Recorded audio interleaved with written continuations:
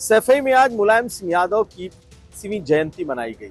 इस मौके पर बड़े कार्यक्रम में आखिर शिवपाल यादव ने अखिलेश यादव को इशारों इशारों में कौन सी बात बताई है, उसमें कौन सी नसीहत छुपी है और क्या कहना चाहते थे शिवपाल यादव, हम इसे समझेंगे।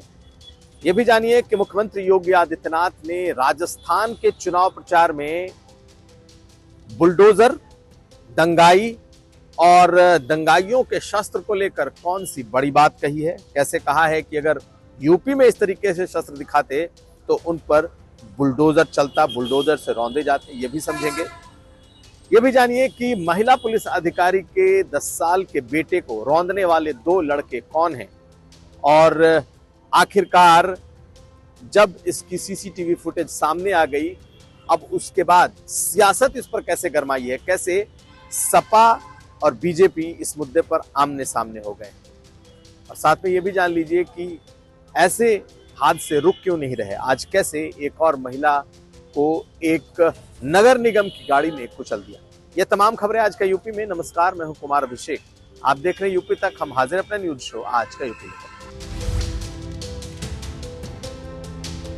सैफई में आज समाजवादी पार्टी का और यादव परिवार का एक बड़ा कार्यक्रम था। इसमें पूरा परिवार का कुनबा जुटा हुआ था। दरअसल आज मुलायम सिंह यादव की 85वीं जयंती है। इस अवसर पर सैफई में एक भव्य कार्यक्रम में तमाम जो मुलायम सिंह यादव के परिवार के लोग हैं उन्होंने अपनी बातें रखी। अखिलेश यादव मंच पर थे, शिवपाल यादव मंच पर थे, राम गोपाल थे। इसके अलावा परिवार के और पार्टी के बड़े नेता वहां मौजूद हैं। इसी दौरान शिवपाल यादव ने एक बात कही और वो बात इशारों में अखिलेश यादव को कही गई। अखिलेश यादव की तरफ मुखातिब होते हुए शिवपाल यादव ने याद दिलाया कि वो नेताजी का इशारा समझते थे, यानी कि जब वो नेताजी के साथ काम कर रहे थे तो महज इशारों में ही वो नेताजी की बातों को समझ लेते थे। और एक बार जब नेताजी ने उन्हें कहा था कि आजम खान का सम्मान होना चाहिए तो उन्होंने नेता विपक्ष के पद से इस्तीफा दे दिया। ये अपने आप में एक बड़ा स्टेटमेंट है कि आखिर शिवपाल यादव के इन बातों के मायने क्या है। शिवपाल यादव के पास अभी फिलहाल विधायक रहते हुए कोई बड़ा पद पार्टी में या फिर विधानसभा के भीतर नहीं है। ऐसे में क्या शिवपाल यादव ने ये इशारा अखिलेश यादव को अपने लिए किया है कि आखिर उनका सम्मान क्यों नहीं। शिवपाल यादव ने यही बातें मंच से आज अखिलेश यादव के सामने कही। यही नहीं कहा, उन्होंने ये भी कहा कि छोटी मोटी बातों को, मनमुटाव को, कुछ ऐसी बातें जो पहले हुई हैं उन्हें भूल जाना चाहिए। तो इन इशारों के, इन बातों के कहीं ना कहीं गूढ़ अर्थ हैं जिसे अखिलेश यादव समझ रहे हैं, जिसे उनका परिवार, उनकी पार्टी के जो बड़े लोग हैं, परिवार के लोग हैं, वो समझ रहे हैं। तो आखिर इसके मायने क्या है। जैसा कि मैंने कहा कि शिवपाल यादव पार्टी में आज एक बड़े ओहदे पे तो हैं, लेकिन अगर देखा जाए तो नेता विपक्ष की कुर्सी है। इसके अलावा कई और ऐसे महत्वपूर्ण पद हैं जो अभी विधानसभा के भीतर शिवपाल यादव जिसे डिजर्व करते हैं। और शायद अखिलेश यादव ने एक इशारा अखिलेश यादव के लिए किया है। उन्होंने बकायदा अखिलेश यादव जिंदाबाद के नारे भी लगवाए। आप पहले सुनिए क्या कह रहे हैं शिवपाल यादव मंच से और समझिए कि आखिर इसका अर्थ क्या है। आपका सम्मान होना चाहिए। मैं समझ गया था, मैंने 2 मिनट लगाए थे, नेता विरोधी दल से इस्तीफा दे करके नेताजी को दे दिया था। नेताजी की बात को हम इशारों में समझ जाते थे,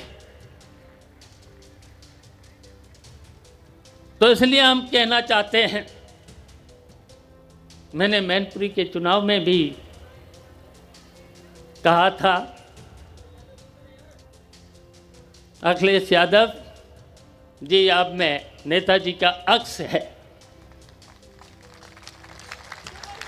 हम सब लोगों के मन में है, पूरे समाजवादियों के मन में है।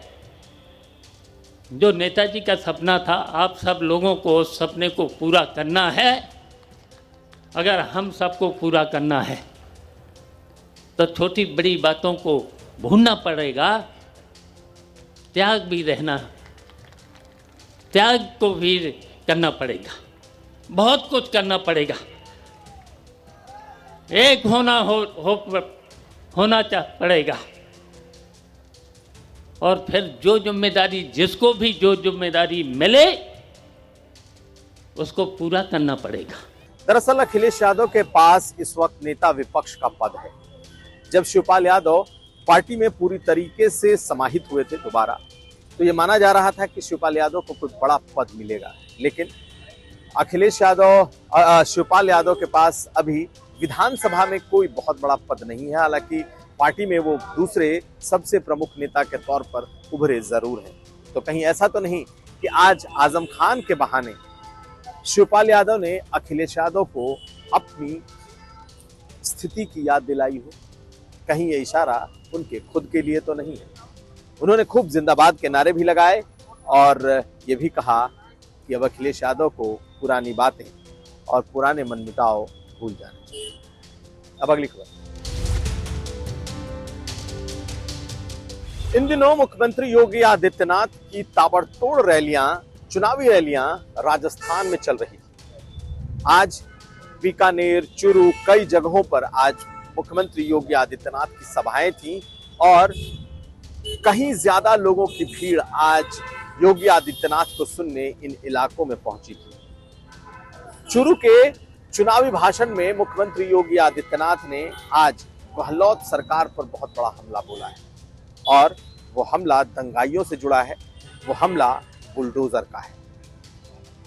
योगी आदित्यनाथ ने अपनी चुनावी सभाओं में 2 साल पहले जोधपुर की सड़कों पर जिस तरीके से दंगाइयों ने असलहे लहराए थे, इसको याद किया और उन्होंने कहा कि जोधपुर की सड़कों पर जिस तरीके से अस्त्र शस्त्र हथियार लहराए गए थे, अगर ये उत्तर प्रदेश में होते तो उन्हें उनका बुलडोजर रौंद डालता। ये एक बड़ी बात है। उत्तर प्रदेश के मुख्यमंत्री ने राजस्थान में चुनावी सभा के दौरान ये कहा कि दंगाइयों ने जिस तरीके से अराजकता फैलाई थी, अगर उत्तर प्रदेश में होते तो उनका बुलडोजर रौंदता। कहीं ना कहीं बुलडोजर अब इस चुनाव में पूरी तरीके से आ गया है और भीड़ अगर आप देखेंगे तो योगी आदित्यनाथ की सभाओं में भारी भीड़ जुट रही है। पहले सुनिए और देखिए वहां की तस्वीरें, कैसे लोग सुनने आए योगी आदित्यनाथ को और योगी आदित्यनाथ ने कैसे अपना ये अग्रेसिव भाषण आज राजस्थान की चुनावी सभाओं में दिया है। सुनिए क्या कह रहे हैं मुख्यमंत्री योगी आदित्यनाथ। मुझे आश्चर्य होता था जब मैं देख रहा था यहाँ पे जोधपुर में, मुझे आज से 2 वर्ष पहले वो दिन याद है जब यहाँ जोधपुर की सड़कों पर नंगी तलवारें लहरा रही थी और दंगाई दंगा कर रहे थे। तब मुझे भाइयों बहनों याद आ रहा था, मैं सोच रहा था कि अगर ये दंगाई यूपी में होते तो मेरा बुलडोजर इनको रौंद करके ठीक कर दिया होता।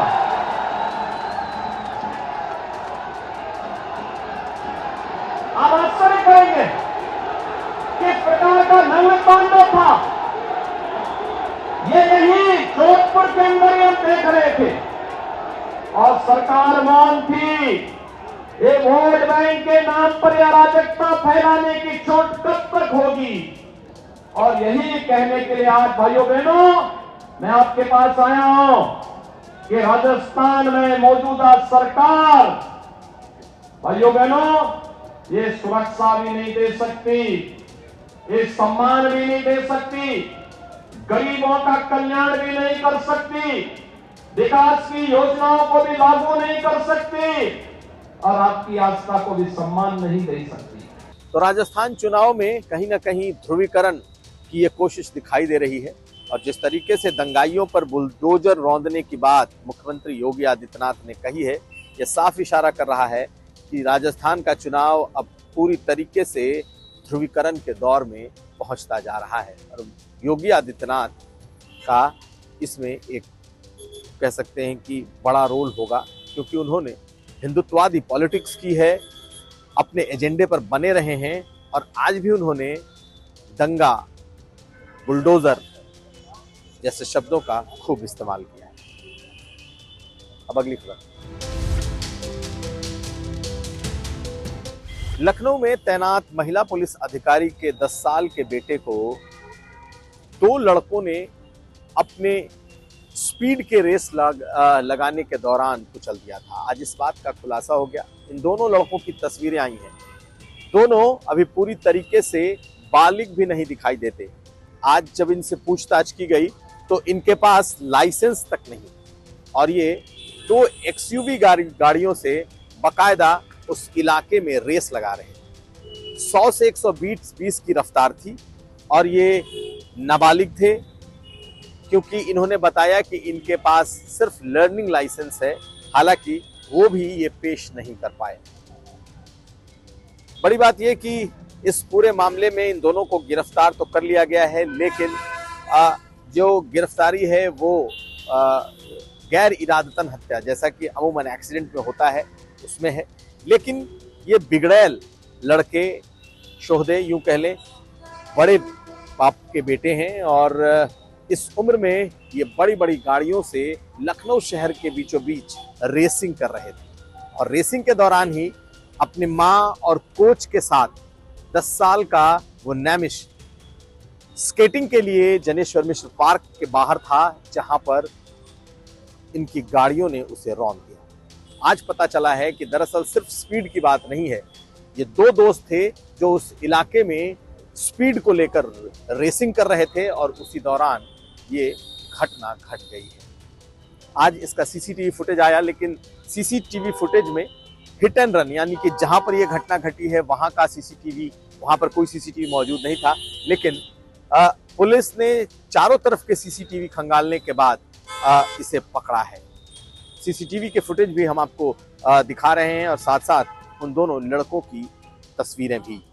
लेकिन इस घटना ने कई बड़े सवाल खड़े कर दिए हैं कि आखिर शहर के बीचों बीच इस तरह की घटना कैसे। ये तो बात थी घटना की, लेकिन अब हम आपको इस पर हो रही सियासत पर बता दें। बीजेपी ने जहां इसे समाजवादी पार्टी की संस्कृति से जोड़ा है, उनका कहना है कि समाजवादी पार्टी के लोग कुछ इसी संस्कृति के हैं जिसकी वजह से ये घटना घटी है। तो समाजवादी पार्टी ने कहा है कि अखिलेश यादव ने जिस साइकिल ट्रैक को शहर में बनाया था, जो साइकिल और स्केटिंग का ट्रैक था, दरअसल उसे योगी सरकार ने आते ही तोड़वा दिया और इस वजह से ये घटना घटी। यानी कि ब्लेम गेम एक दूसरे पर जारी है, लेकिन इस घटना की कोई भरपाई नहीं हो सकता, क्योंकि नैमिश अपने माँ बाप का इकलौता बेटा था और रेसिंग के दौरान, 2 लड़कों की आपसी रेसिंग के दौरान दुर्घटना में उसकी मौत हुई है। लखनऊ में आज लगातार दूसरे दिन ये 2 वारदातें या यूं कह लें 2 घटनाएं घटी हैं।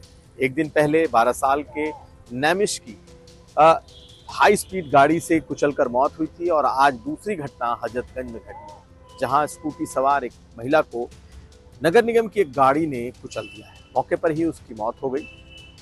इन दोनों घटनाओं के बाद से लखनऊ शहर, खास करके लखनऊ प्रशासन में हड़कंप मचा हुआ है और अब बात ये की जा रही है कि शहर में कैसे गाड़ियों की स्पीड को नियंत्रण किया जाए। लेकिन 2 दिनों में 2 घटनाएं झकझोर देने वाली है और नैमिश तो इकलौता बेटा था अपनी माँ का, अपने परिवार का, और अब वो इस कार रेसिंग की वजह से शहर में अब वो नहीं रहा। तो ये था आज का यूपी। हम कल फिर हाजिर होंगे, तब तक आप देखते रहिए यूपी तक।